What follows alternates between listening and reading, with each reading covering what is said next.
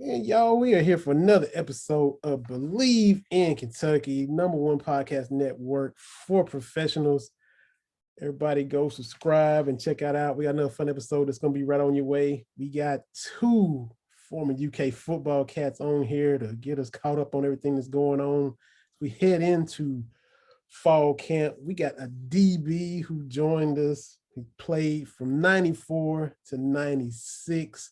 The only player to intercept Peyton Manning in high school and in college.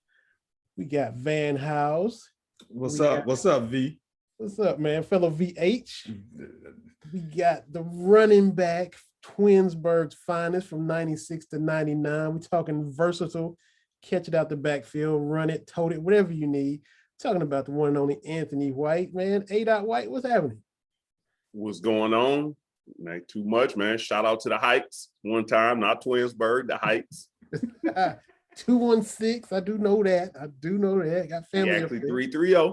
See, I'm messing up. See, I'm just striking out. I'm just gonna quit while I'm ahead, and I just need to. I'm not even gonna edit it out. I'm just gonna roll my mistakes. I'm gonna own it. Thinking I'm coming in with it and messing it all up, disrespecting my man from Northeast Ohio. How about that? Is that okay? Yeah, you got us there. Now you on point. Okay. All right. So, well, man, fellas, appreciate y'all hopping on. And for the listeners that don't know, y'all also host The Locker, a podcast y'all got collaborated on yourself. Everybody can listen to that on Tuesdays and Thursdays, wherever you get your podcast. Just looking forward to talking football, man. Y'all thoughts on the season, y'all thoughts on the summer. What's catching your eye? For fans, it's going to be the quarterback spot. What are y'all looking at, focusing on going into fall camp? Because it's a lot of optimism about this upcoming season. What's catching y'all's eye? I'm looking right now. The big thing for me is the quarterback battle. Van and I have went back and forth on who we think is going to be the starter. The past couple years, we've come out. Our success has hinged on the arm or the back of the quarterback room. We had a tremendous job out of Lynn Bowden filling in at the quarterback position. But since then, since Terry Wilson got hurt 3 years ago, it's kind of been, just subpar quarterback play. The defense has played outstanding as it shows up on the, draft picks. But I'm kind of looking to see what our quarterback room is going to do this year, because I think that's going to tell what direction this team goes. Last year, I had us going 9-1. And after our first loss, I dropped it down to 8-2 because I thought we would, pick up the slack and, get rolling. And that quarterback position just didn't get going. So that's where my focus is on, this quarterback battle. If they give us any nuggets, any little video clips, anything like that, I'm going to be looking pretty tough to see if I see mechanical or, something that might tell us what's going on in the quarterback room. Well, obviously, I'm going to go defensive end because the easy thing is to go with the quarterback. Since Ant already touched on that, I'm going to go with this one. This is the interesting thing that I want to see. And it's kind of on the same angle as Will Levis and Joey Gatewood with Cohen bringing in this guy. And I think he's going to be the starter. I think Will's going to get those first snaps from start. I don't know if he's going to start the first season, but I think that's what's going to happen. My interesting thing is Jared Casey and this Jacquez Jones guy from Ole Miss. Are they going to take this transfer and put him right in front of Kerry? No, he hasn't done any spring football. Summerall knows him, obviously, from Ole Miss. Are they just going to supplant him with Kerry with him? That'll be interesting to me, because to me, Kerry has so much upside, and he's an athletic freak. He made some young mistakes last year, but he was a first-year guy. So first year playing, playing a lot. So I'm interested to see who starts at opposite of Square. And I'm also interested to see how we use Devontae Robinson, Corker, Asian, and Vito. We got 4 studs at the safeties in only 2 positions. You got to get them boys on the field somehow. Are they going to put them at linebacker? Are they going to do some packages with them? It's going to be interesting. defensively, what I'm interested to see what happens this fall camp. And we saw a couple of clips of Levis. Going back to your side, Anthony. Is everybody gonna get a fair shake? Is it already he's pretty much gonna be the guy? Because I mean Cohen's already got a connection with him. What's gonna go down really this fall? Well, I'm gonna say this, and I don't want to jump this thing off like we in the locker on our show on the weekdays. But Van just wondered how can the Ole Miss linebacker come in and jump a guy who's already on the team. But then he also says Will Levis is going to be the starter, and we haven't seen him take a snap in live bullets with the blue uniform on. So I think they're equally going to get snaps. I think Bo Allen will still get snaps. And it might not be, maybe it's 20 for Joe, 20 for Will, 20 for Bo. It may, maybe, or not 20 for Bo, whatever's left over for Bo, maybe 10 or 5, whatever's left over at the end of the period.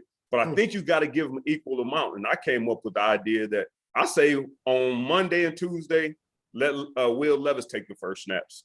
Wednesday, Thursday, let Bo take the first snaps and let Will take second snaps. And on Friday, maybe, or Joey. And on Friday, maybe let Bo take the first snap. I think you got to give them equal amount, because if you put all your eggs on, I think one thing I'm kind of concerned about, I think it may divide the locker room if they give Will the first snaps as Van has suggested and it don't work out. I don't know if it's a true divide, but Van can probably tell you about the same. And we've never really had it happen. Well, we did. When Van senior year, no, Van might have been gone after he left when they uprooted Billy Jack Haskins for Tim Couch. And I know Van and Billy Jack Haskins were real tight. But Tim Couch was a player, so you can't deny getting him on the field. But I think some people probably were still in the Billy Jack camp because Billy Jack played some rough games, played injured, just a tough, gritty guy, was a leader. And you putting a little young pup in there. And although Tim, it worked out, but it's just hard to make that transition without any evidence. And that's kind of where I think he has to give him equal snaps. And I think the quarterback battle has to be clearly won. I think you have to make the right decisions, throw the accurate ball, and check out the plays and check into the right plays. I think if you can check into the right plays consistently and identify the right target, whether you're accurate or not, I think that will give you the head. The accuracy may be the tiebreaker, but I think you have to get us into the right play, get out of bad plays, and identify the best target. I think are going to be the two things, and I think that should be clear cut. And for us to make a quarterback decision, I think it has to be a unanimous winner. I don't think it can be kind of iffy. If it's iffy, I think it should go to Joey. Right. And you got me on this one, man. You got me with this one. When you said divide the locker room and you brought up Tim and BJ, the difference is Tim and BJ could divide the locker room, right? Because they had some guys who like Billy Jack and some guys who like Tim. Ain't nobody on this team know who Will Levis is. So you really dividing the division between the players and the coach. Right. Because now it's like the players have seen Joey or Bo, but from all the words we have both heard, Joey has clearly played better than Bo. So the players see that too. So now the players are all on Joey's side, not all of them, but let's say the players on Joe's side. On Joey's side.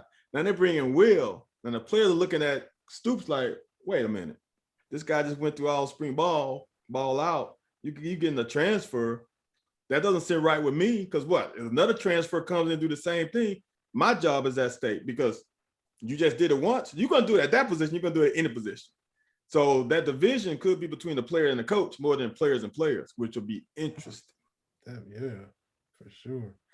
Now, how you talk about Jaquez coming in from Ole Miss, and I guess the thinking is that the linebacker position is kind of quote thin compared to the D-line, compared to the secondary.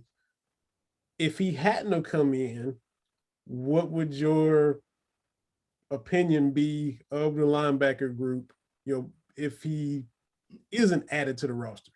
what would you have thought with what they had prior to him coming? I personally think it's like I said, when was that? 2019, when we got 3 guys drafted in the NFL at corner. I'm like, we're going to be fine at corner. You guys might not know them all, but trust me, we'll be fine.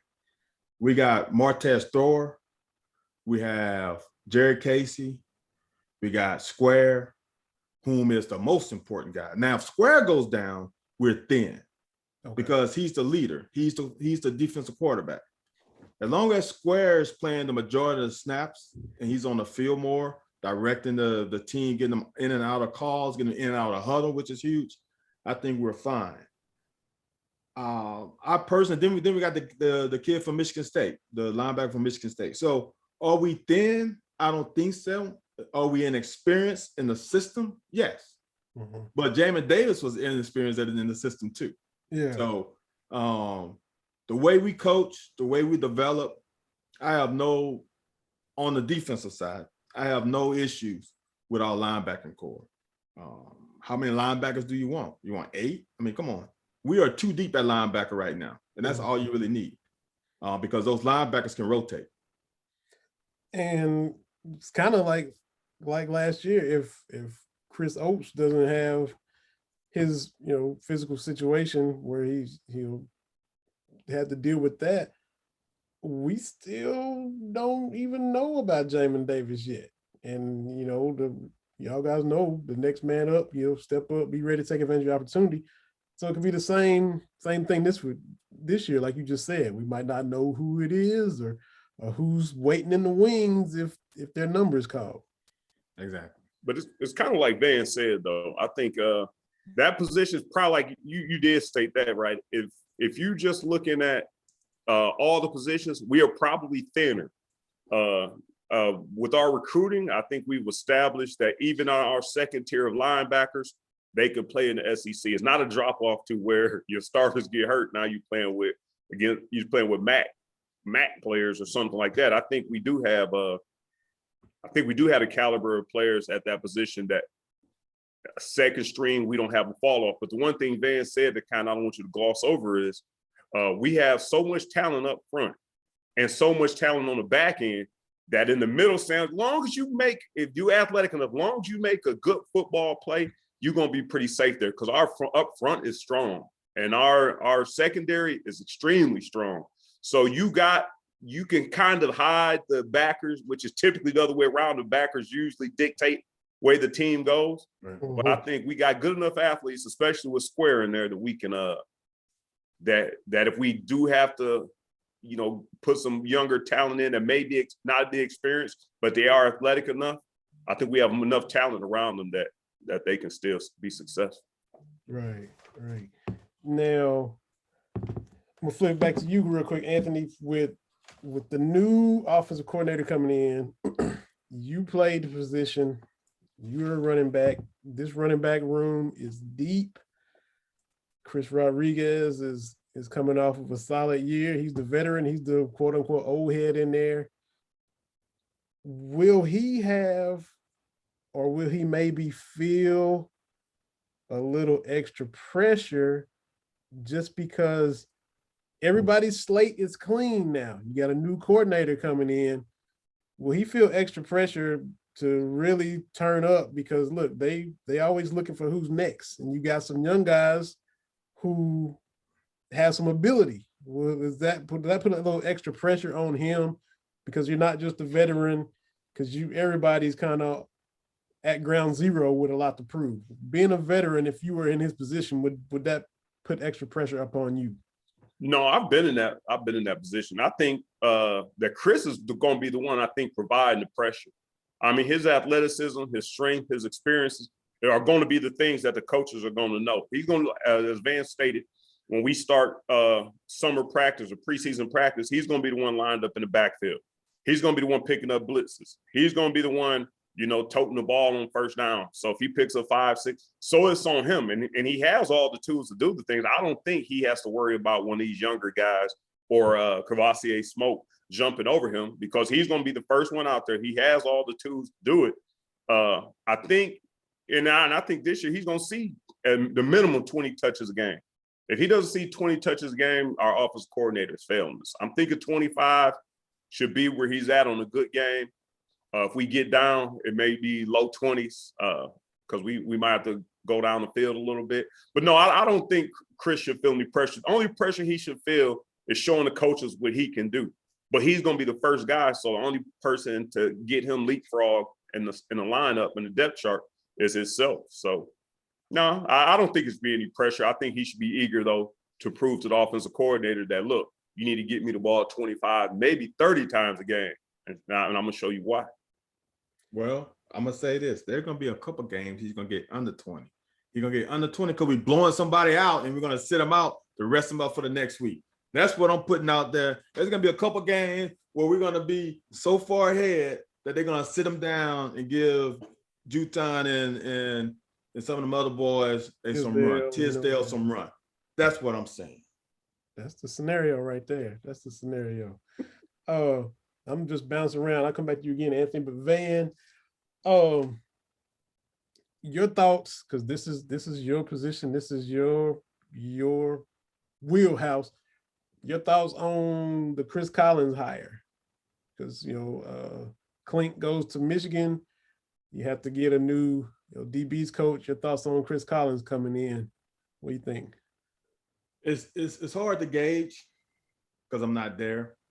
But there's a few things that the history proves that we're in good shape.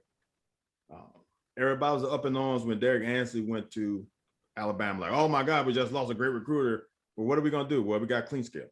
Mm-hmm. So I think the same thing is gonna happen here. I think Coach Stoops has his Rolodex of referrals is immense at that position.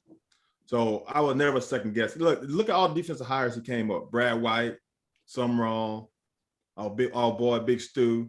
He has done nothing but hire great coaches defensively. So from the things I've seen and heard, his recruiting when he was at Georgia State, the way his players played. I think he had a freshman last year that came in as a safety and had like 4 or 5 picks his freshman year. So he's doing something right. He's coming into a situation like Clean Scale came with a lot of talent. It's easy coaching talent. Oh, no, it's easier coaching talent than to get a bunch of guys who you got to try and figure out a way to get the most out of when they're not as talented. So I think he's fine. He's proven to be a great teacher. I've heard some of the recruits say great things about him. So I feel good about the hire, no doubt. Now he's a young guy coming from Georgia State. How do you balance trying to get in and impress everybody and prove that I can coach in the SEC, as well as you already got talent and not just disrupt the flow, and the head coach is a defensive guy anyway and coaches the DBs. How do you walk that kind of tightrope coming in? To me, you have to be yourself. I'm sure that was talked about in the interview process. I think for him, with a great coach, a great defensive back's mind with Coach Stoops, that he has someone to lean on. He has someone who can ask questions to what he's got right now in that film room, in that DB room, that he really doesn't know. It seems like he's created some good relationships. That's all that matters. Anthony would tell you, if a coach comes and creates a relationship with you, that is everything. Because we're at a level now where the amount of coaching for a veteran is minimum. It's making sure I'm doing the right thing, making sure I'm doing the right reads, but he ain't gonna come here and teach you how to backpedal. He's not gonna come here and teach you how to form tackle. If you can't do those things now, either the guy before you was a horrible coach or your high school coach was horrible. So his thing is to teach you the defense, make sure you do the things and the checks that are required for our defense to be successful, and he's gonna be fine because there's a lot of talent. As I said, we have freaking 4 safeties, and that's not counting Mo Douglas and Joel Williams from Baton Rouge. They got 6 really quality safeties back there. The safety position is fine. And I think the corner position is fine with Quadre Mosley coming there, and I think he's going to be a starter on day 1, on game 1. Wow. Okay. Yeah, like I said, I think Van hit the nail on the head, man. You got to come in and be yourself. There's little things like coming in the locker room and knowing your person, know who these guys are.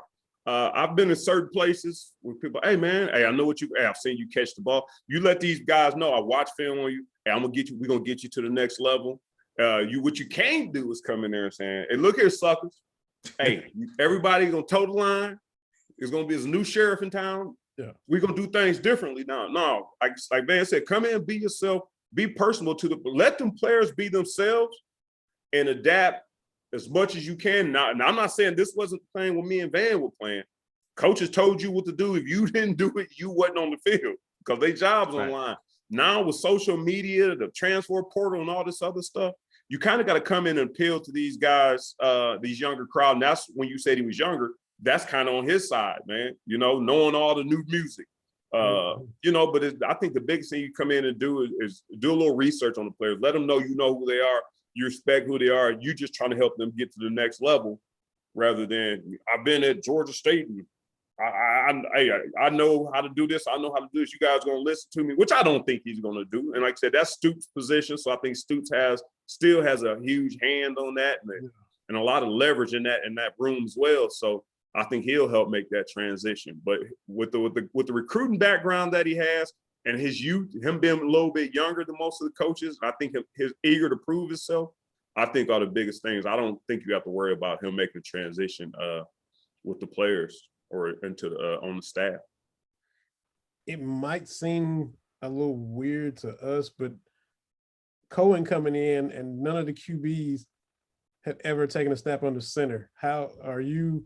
Does that concern you if you're running back, or do you think everybody's just gonna pick that up quickly? Because it's just not even natural to kids coming out of high school now. You think that's just gonna be something they learn and just pick up? No, I think it's something when I coach shotgun least because it's less steps and there's less demand, I think, on the shotgun.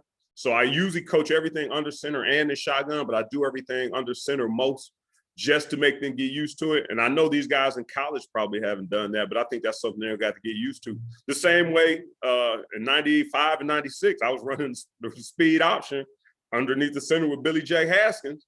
And 97, you know, I turned into a pass receiving back running out of shotgun 90% of the time. So I think that these quarterbacks will have to adapt to it. I mean, it helps with the ball control, ball handling, and the things that the offense is going to try to do with play action. You being under the center is going to make it, I think, a whole lot more easier for him. Van probably can attest to from the quarterback position, but I think going under center may be a little bit transition, but the quicker you get that down is going to make it easier for you to, you know, get your ball handling and be prepared to get the ball out of your hand on play action. So I think there will be a little developmental stage and a little transitional stage, but as I think it's for the benefit, as for a running back, I think it's better for me than going out of the shotgun. I would say this: it's not as bad as people think. The worst part about the quarterbacks now, I'm thinking, is they're gonna go in the huddle. You're gonna have to call these plays out. That is gonna be different for those guys who just look to the sideline and they holding up boards and guys getting signals, and you just go from there. Being able to memorize those plays, which is gonna be a string of verbiage, and one little miscue in that verbiage can screw up the whole play. That's one thing. The other thing is coming out of center, when you hand the ball off or fake hand the ball or whatever, your back is to the defense. Your back is to the defense. So whatever the defense comes in, you look at it when you get on the center. Then when you turn your back, they can change it. Now, who's able to process that adjustment of the defense the fastest? Those are the two things that concern me, because all snaps on the center is about getting reps. And you're in college, you're in the summer, you can get reps with a center. Just call your center. Hey, man, let's take 100 snaps. Yeah. Let's do 10 sets of 10 and until I'm comfortable. And trust me, the center wants to be comfortable too. Because if your hand's not right and he snaps that ball in his junk, it doesn't feel good.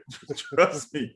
So I don't think it's as taking the ball in the center isn't as bad. I think there's other things that go with it that can be potential problems with these quarterbacks getting in the huddle and turning their back to the defense, because all their life they've been facing the defense the whole time. Mm-hmm.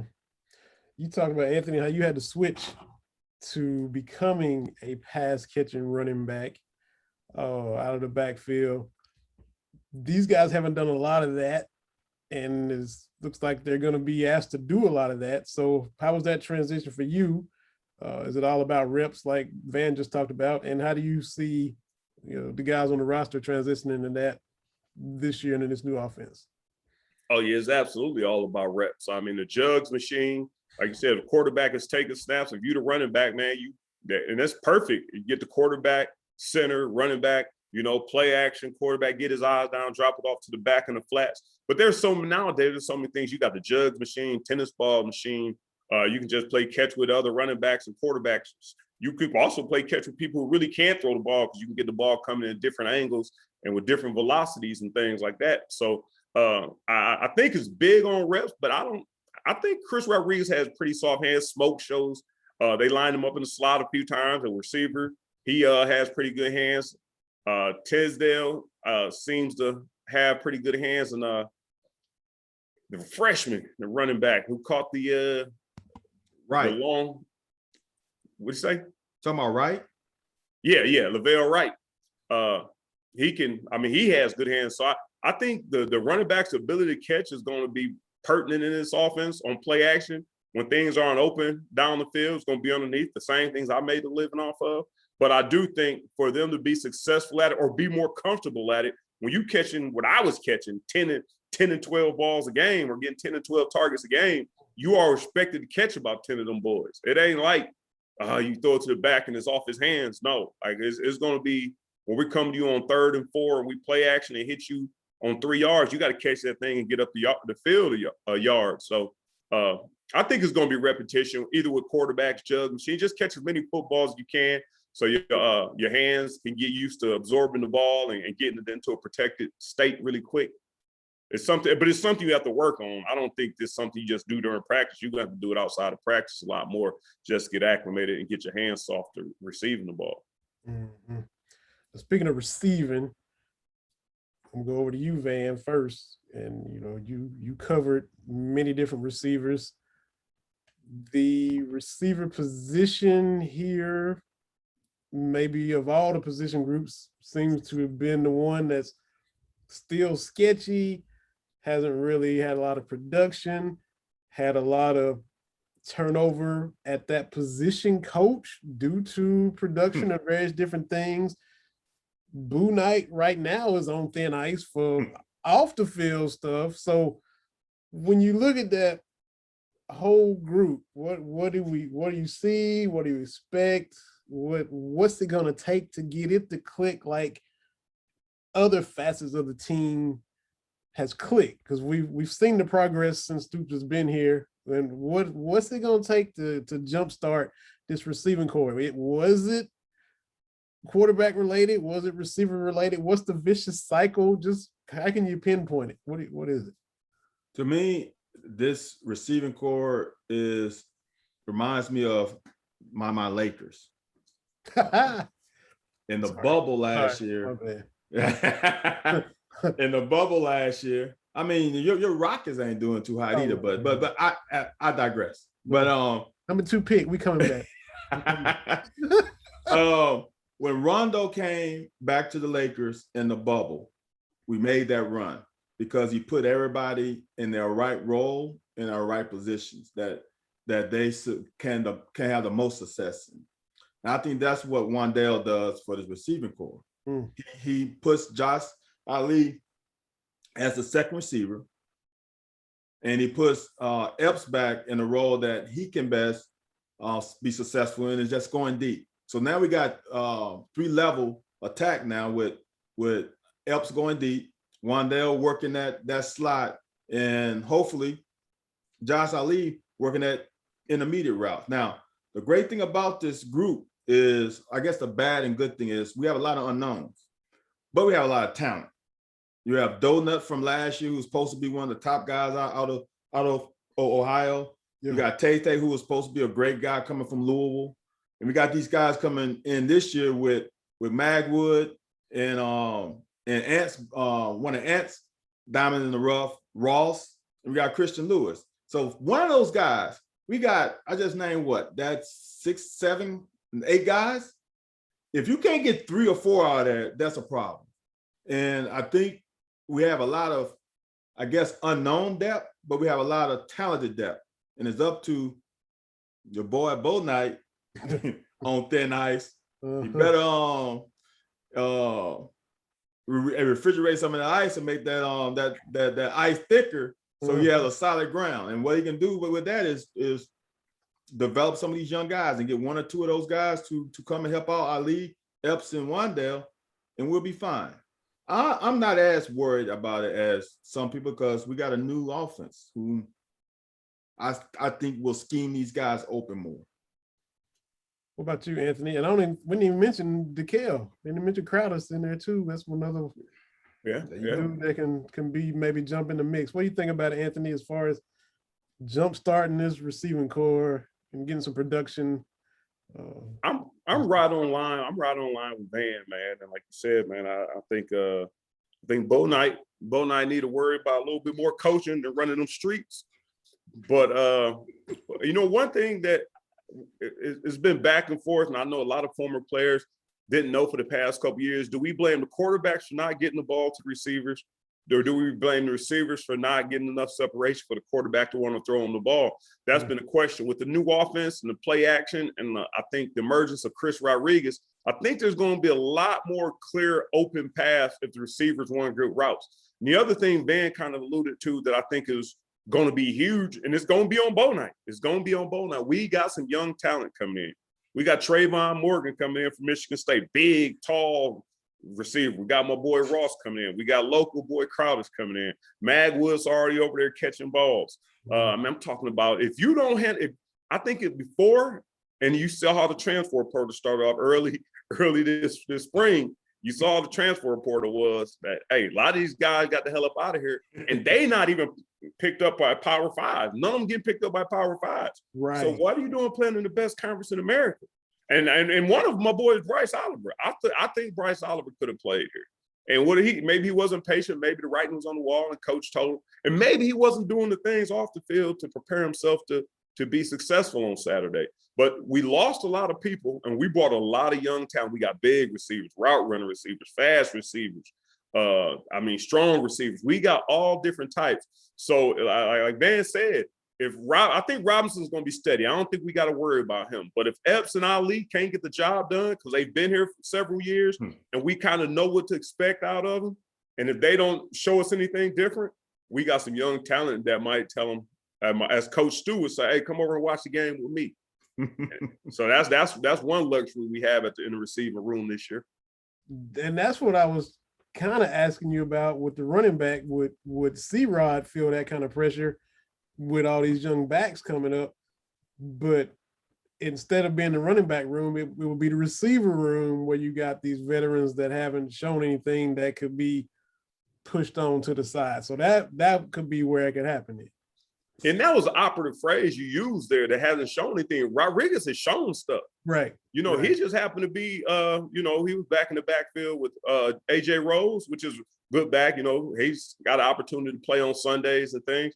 I just think Chris Rodriguez, his size, he started off with a little bit of fumbleitis, but I think he realized the importance of maintaining and possessing the football and he has a lot of huge upsides. And same way we saw Benny Snell and Boone Williams share the backfield, we knew I didn't know Benny was going to excel at the rate he excelled at, but that's what I'm expecting out of Chris Rodriguez. I don't think there's much pressure because he hasn't done anything to show us that he can't do the job. He was just locked in a room with a stable full of running backs that were capable of doing great things with the ball in his hands. Now I think he's proved that, hey, I can move the chains. We don't need to alternate backs too much. But if we do, I think we have a good amount of backs in there that could also do the job if Rodriguez has to come out of the game. Yeah. C-Rod has produced. No one in that wide receiver room has produced. That's why C-Rod feels he doesn't feel comfortable, but he knows, and we all know he can do it. We have no idea what Ali and Epps can do. We have an idea what Wandale, although Nebraska used him more as a freaking running back than they use him as a slot receiver. But we have an idea of what Wandale can do. We don't.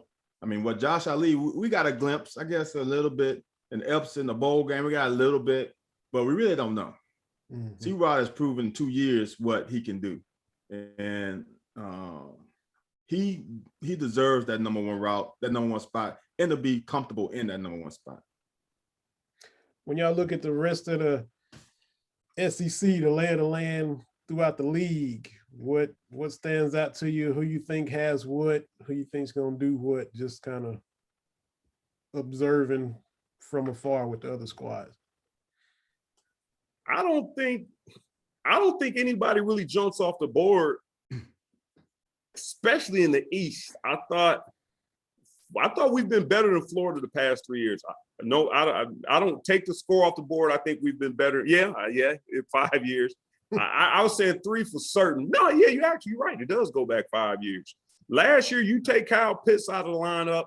We could keep Kyle Trask in there, but you take Kyle Pitts out of the lineup, I think is a different ball game. You know, we get a little bit more offensive production.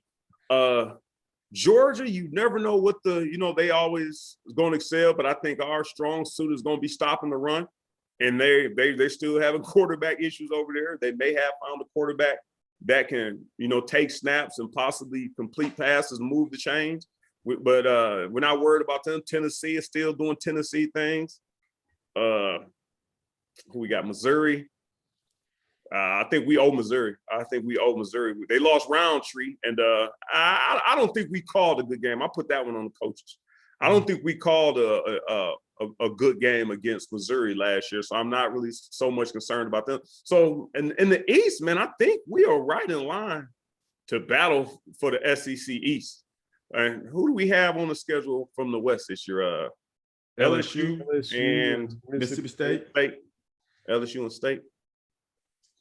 I don't know, guy. I ain't talked to Mike Leach yet, man. I know he was purging his lineup last year, and I think he's going to be a little bit upset the way we did him up here last year. So he's going to have something to prove, but I don't think he has the manpower right away to do that.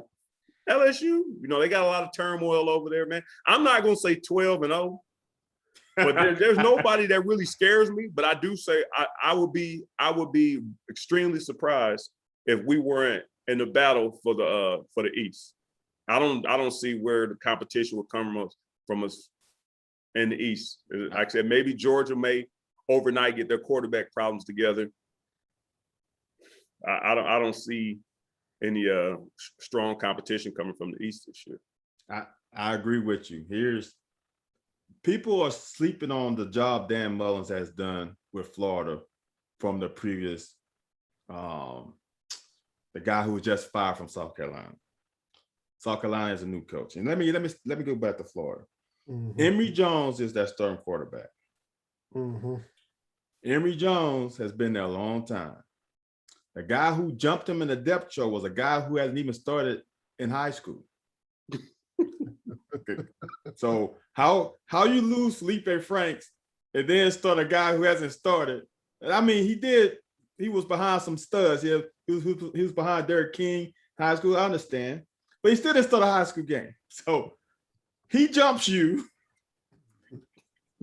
and now you've been solely a running quarterback. So do we really trust Emory Jones to be a true dual threat?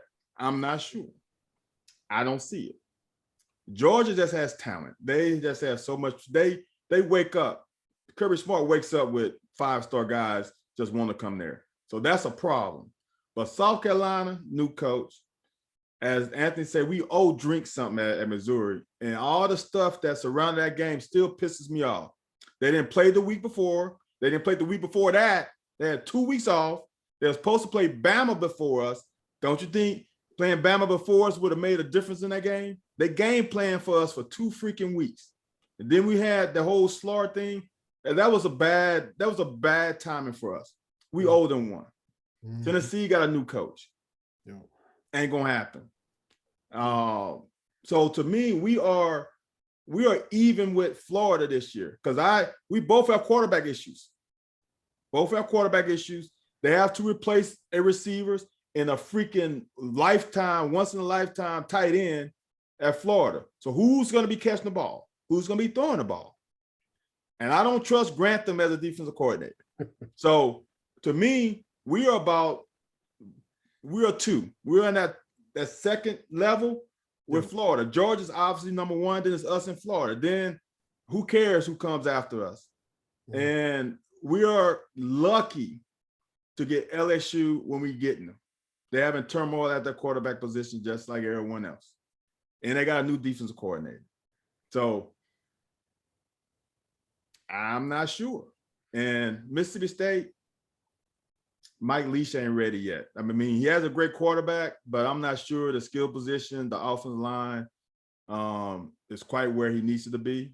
He probably still got another 2 years before he gets where he wanted to be. Mm-hmm.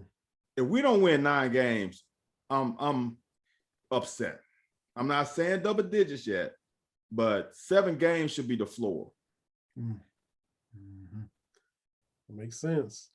All valid points. Tell everybody about the locker. For those who don't know, how did y'all come together with that, and what's in the works with the podcast y'all got coming up?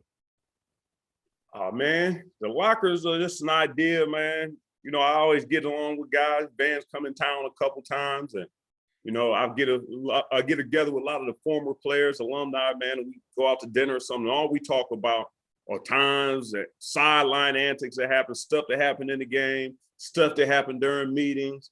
And people don't get to hear all these stories. And it's funny, sometimes I tell these stories in front of my uncle or just the outsider, a buddy, and they just cracking up. So I'm like, man, you know, why? You know, we got a lot of big nation would love to hear these stories. So, you know, Van, you know, contacted me. It was like, hey, man, I know you got the locker thing going. Hey, man, let's get it going. Because I kind of was hesitant. You know, I got Sunday morning. I know it takes a lot of research and preparation to put it, but not so much in the locker, because it's really not preparation. The preparation is just talking about the things that we've been through in the locker room. Or now what we do more of is discussing current events, sports events, and how we would be discussing in the locker room as if it was in the locker room. So it's just kind of not the normal political or censored radio talk that you get, which that's good. I do both. I do that on Sunday. But sometimes, you know, you got to dig a little bit more into what we thought the quarterback issues were last year. Do we think it was the quarterbacks themselves? Do we think it was offensive coordinator? Do we think it was their preparation? And I think we come to a conclusion on the locker who we thought the problem was. And nobody in general media is talking about this stuff. But in the locker, you know, we say, hey, we pinpoint the problem. We give you, we feel like valid information and data on why we think this person was the problem. And then, you know, we got a huge following. People can chat and voice their opinion online. So, you know, we take that into consideration as well. But it's just a forum for guys that's been in the locker room, playing in the locker room, to talk about the stuff that's happening instead of having guys who are watching, analyzing, and may have not played the game who has an opinion. We give an opinion from what we've been through and what we think, and we try to do the best job of giving valid data and information on how we derived at those topics and answers. For sure. And that's right. I should have definitely plugged your Sunday AM Sports Talk. So that is every Sunday in Lexington with you and Larry Vault and Curtis Birch. So yeah, definitely don't want to leave that one out. And then the locker at the locker 411, y'all had me on there and TB, and I've been honored to be on there and chop it up with y'all. So everybody can go and check that out too. You got the chat, like you said. It's on Spotify. You got is it YouTube or is it Periscope? Is it Twitter Live? What is it? Because YouTube, Periscope. Depending on the size of the guest, because it's a little harder to get on there because of the limitations. We're also on Instagram at times, but our main 3 platforms for live is Facebook, Twitter, Periscope, and YouTube. All right, good stuff. So y'all definitely be sure to check Ant and Van out right there on the locker twice a week, Tuesdays and Thursday nights. Got to work in our sponsor too. So anytime y'all need a watch, y'all just need to go to La Touraine, LA-TOURAINE.com, LaTouraine.com. They got the bands, they got the different styles. If it's sold out, that means it's hot. So come back to the website again when it's restocked and get it. LaTerrain.com. They've been doing great things for us here, sponsoring the podcast. So y'all be sure to go to LaTerrain.com and go get you a fire watch, get you a swag timepiece on your wrist. They'll fix you right up. So definitely check them out. And check out Van and Ant on the locker, like we mentioned.